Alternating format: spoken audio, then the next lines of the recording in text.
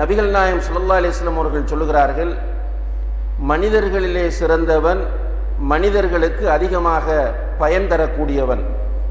இதை இன்னமொரு ஹதீஸிலே அவர்கள் குறிப்பிடும் போது, அஹப்புன் நாசி இலல்லாஹ், அல்லாஹுக்கு விருப்பமான மனிதன், மிகவும் விருப்பமான மனிதன் யார் என்றால் அன்ஃபஉஹும் லின்னாஸ், மனிதர்களுக்கு அதிகமாக பிரயோசனம் தருபவன். எப்படி பிரயோசனம் தருவான்? யக்ஷிஃபு அன்ஹு குர்பா, மனிதனிடத்தில் காணப்படக்கூடிய துன்பங்களை துயரங்களை அவன் துடைப்பான். ஒரு மனிதனுக்கு ஒரு துன்பம் நேர்ந்திருக்கிறது, ஒரு துயரம் ஏற்பட்டிருக்கிறது என்றால் இவன் போய் அவனுடைய அந்த துன்பத்தை துயரத்தை நீக்குவதற்காக வேண்டி பாடுபடுவான். அவு யக்தி அன்ஹு தைனன், அல்லது ஒரு மனிதனுக்கு கடன் இருக்கிறது என்றால் அந்த கடனை எப்படியோ அடைத்து கொடுக்க வேண்டும் என்று இவன் நினைப்பான். அவு யத்ருது அன்ஹு ஜூஅன், அல்லது மனிதர்களுக்கு காணப்படக்கூடிய பசியை போக்குவதற்காக வேண்டி பாடுபடுவான் என்று சொல்லிவிட்டு அல்லாஹ்வுடைய தூதர் சொல்கிறார்கள், வல அன் அம்ஷி அமா அஹின் லீ ஃபி ஹாஜா, என்னுடைய ஒரு சகோதரன் ஒரு தேவையோடு இருக்கிறான், அவனுடைய தேவையை நிறைவேற்றுவதற்காக அவனோடு செல்வது என்பது அஹப்பு இலைய மின் அஅதகிஃப ஃபி ஹாதல் மஸ்ஜிதி ஷஹ்ரன். இந்த பள்ளியிலே நபி ஸல்லல்லாஹு அலைஹி வஸல்லம் அவர்கள் மஸ்ஜிது நபவியை சுட்டிக்காட்டி சொல்கிறார்கள், இந்த பள்ளியிலே ஒரு மாத காலம் இஅ்திகாஃப் இருப்பதை விட அதுதான் எனக்கு மிக விருப்பமானது என்கிறார்கள். என்னுடைய ஒரு சகோதரனின் தேவையை நிறைவேற்றுவதற்காக வேண்டி அவனோடு நான் செல்வது என்பது மஸ்ஜிது நபவியில் ஒரு மாதம் இஅ்திகாஃப் இருப்பதை விட எனக்கு விருப்பமானது என்று நபிகள் நாயகம் ஸல்லல்லாஹு அலைஹி வஸல்லம் அவர்கள் சொல்கிறார்கள். எனவே கண்ணியத்திற்குரியவர்களே, நல்லவர்களாக நாம் இருந்தால் ஏனைய மனிதர்களுக்கு பயன் தரக்கூடியவர்களாக நாம் மாற வேண்டும். ஏனைய மனிதர்களுடைய கஷ்டங்களிலே, அவர்களுடைய பிரச்சனைகளிலே, அவர்களுடைய துன்பங்களிலே, அவர்களுடைய துயரங்களிலே கை கொடுக்கக்கூடியவர்களாக மாற வேண்டும். பொதுவாக நம்மிடம் இருக்கக்கூடிய அந்த புதினம் பார்த்தல் என்கிற அந்த தன்மை கைவிடப்பட வேண்டும். மற்றவனுக்கு ஏதாவது ஒன்று என்றால் அதை பற்றி பேசிக் கொண்டிருப்பார்கள், விமர்சனம் செய்து கொண்டிருப்பார்கள், அல்லது அதை புதினம் பார்ப்பதற்காக போவார்கள். இப்போது நீங்கள் பார்க்கலாம், வீதியிலே ஒரு இடத்திலே விபத்து ஏற்படுகிறது என்றால் பெரும் கூட்டம் நிற்கும், மிக பெரும் கூட்டம் அந்த இடத்திலே சேரும். ஆனால் அவனை தூக்கி ஒரு ஆட்டோவிலே ஒரு வாகனத்திலே ஏற்றி மருத்துவமனைக்கு கொண்டு செல்வதற்கு முன்வர மாட்டார்கள். ஒரு நாள் நம்முடைய வீதியிலே, பிரதான வீதியிலே ஒரு விபத்து நடக்கிறது. அந்த விபத்து நடக்கும் போது நான் அந்த வீதியை கடக்கக்கூடிய சந்தர்ப்பம் கிடைத்தது. கொத்துபாவுக்காக வெளியூருக்கு போகும்போது அந்த இடத்திலே விபத்து நடக்கிறது. போனால் நம்முடைய ஊர் பிள்ளைகள் 2 பேர் மோட்டார் பைக் விபத்து, ஆட்டோக்கள் வருகின்றன. அதுவும் இந்துக்களுடைய ஆட்டோ அல்ல, நம்முடைய ஊர் மக்களுடைய ஆட்டோ. அதிலும் நான் பார்த்த மிக ஆச்சரியப்பட்ட ஒரு விஷயம் என்னவென்று கேட்டால், மார்க்கம், தாவா, தீன் என்று பேசி ஃபேஸ்புக்குகளில் எல்லாம் மிக காரசாரமாக எழுதக்கூடிய ஒரு சகோதரரும் அந்த இடத்தில் வருகிறார். அங்கே விபத்துக்குள்ளாக இருக்கிற சகோதரர்களை ஆட்டோவில் ஏற்றுவதற்காக இவருடைய ஆட்டோவுக்கு கை போடும் போது இவர் நிறுத்தாமல், சில நேரம் அவருக்கு தேவை இருந்திருக்கலாம், ஆனால் இதைவிட பெரிய தேவை அன்று மருத்துவமனையில் இருக்கவில்லை என்பதுதான் என்னுடைய கணிப்பாகும். அங்கே நிறைய பேர் தப்பிக்கொண்டு சென்றார்கள். அதிலே இப்படியான ஒரு சகோதரரும் தன்னை காப்பாற்றி கொண்டு செல்கிறார். என்னென்னால் புதினம் பார்ப்பது, விமர்சனம் செய்வது என்பதிலே தெளிவாக இருக்கிறோமே தவிர உதவி செய்வது, மற்றவனுக்கு பயன் தரக்கூடிய காரியங்களில் ஈடுபடுவது என்பது பெரும்பாலானவர்களிடத்தில் கிடையாது. சில நேரங்களில் அனர்த்தம் ஏற்படுகிறது. அல்லாஹ்வுடைய ஒரு சோதனை அது.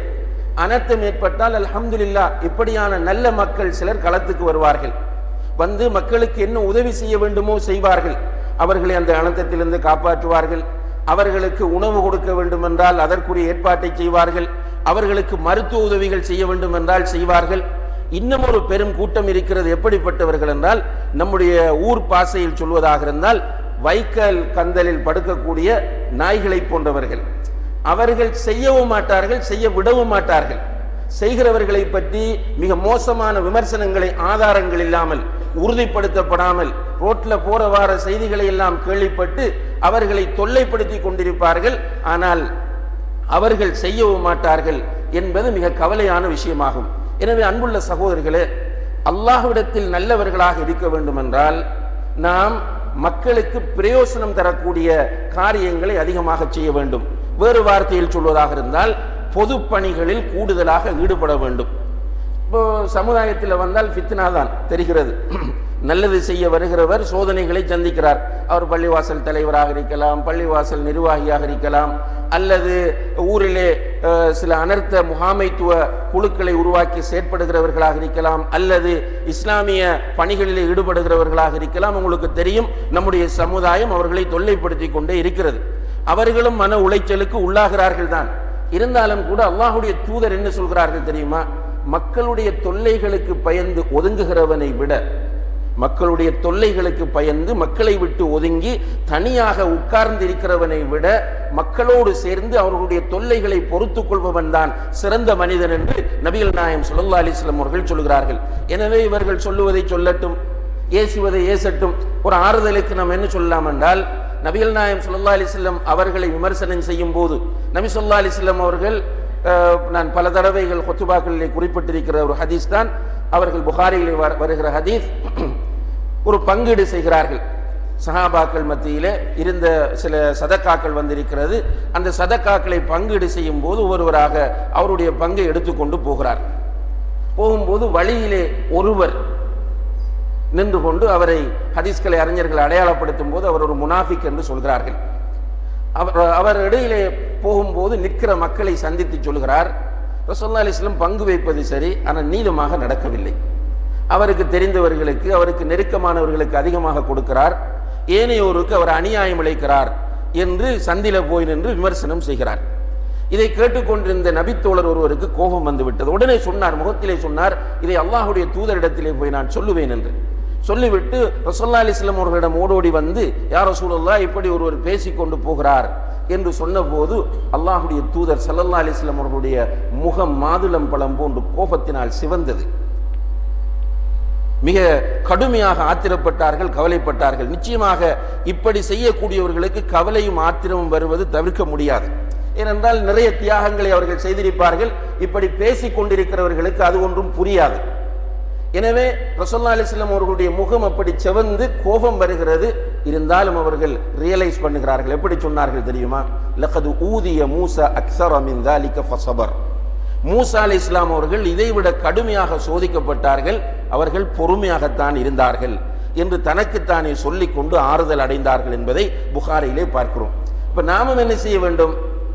நம்மை பற்றி திருடன் என்பான், கள்ளன் என்பான், அப்படி செய்கிறான், இப்படி செய்கிறான், குடும்பத்தவர்களை கூடுதலாக கவனிக்கிறான், நீதியாக நடக்கவில்லை என்றெல்லாம் எல்லோரும் பேசுவார்கள். சில நேரங்களில் நாம் என்ன சொல்லணும் என்றால், இந்த உலகத்திலேயே மிகப்பெரிய நீதிமானாக இருந்த நபிகள் நாயகம் ஸல்லல்லாஹு அலைஹி வஸல்லம் அவர்களையே குறை கண்டு விட்டார்கள். எவ்வளவு நம்பிக்கை நாணயத்தோடு இருந்தவர்கள் இந்த மார்க்கத்திற்குள் வந்து பணி செய்ய ஆரம்பித்த போது அவர்களை பொய்யன் என்றும், அவர்களை திருடன் என்றும், அவர்களை அநியாயக்காரன் என்றும், அவர்களை சூனியக்காரன் என்றும், அவர்களுடைய முகத்திலே காரி உமிழ்ந்தார்கள், அவர்களுடைய கன்னத்தில் செருப்பால் அடித்திருக்கிறார்கள், கழுத்தை நெரித்திருக்கிறார்கள், அவர்கள் சுஜூது செய்யும் போது அவர்களுடைய தலையிலே அழுகிய ஒட்டகத்தின் குடல்களை போட்டிருக்கிறார்கள். இப்படியெல்லாம் அல்லாஹ்வுடைய தூதரிக்கை செய்திருக்கிறார்கள் என்றால் நாம் எம்மாத்திரம் என்று நினைத்து கொண்டு இந்த சமுதாயத்திற்கு நல்லது செய்ய வேண்டும். அல்ஹம்துலில்லாஹ், சில மக்கள் இருக்கிறார்கள் அப்படித்தான். ஏசுவார்கள், திட்டுவார்கள், அநியாயம் இழைப்பார்கள், கொடுமைப்படுத்துவார்கள், அவதூறுகளை அள்ளி வீசுவார்கள். திரும்ப பாப்பம் அந்த மக்களுக்கே உதவி செய்ய வேண்டும் என்று வந்து நிற்பார்கள். அவர்களுக்கு ஒரு துன்பம் கஷ்டம் என்றால் ஓடோடி வருவார்கள் அவர்களுக்கு உதவி செய்ய வேண்டும் என்று. இது உண்மையிலே அல்லாஹ்விடத்தில் இவர்கள் நல்லவர்கள் என்பதற்கு மிகப்பெரிய ஒரு அடையாளமாக இருந்து கொண்டிருக்கிறது.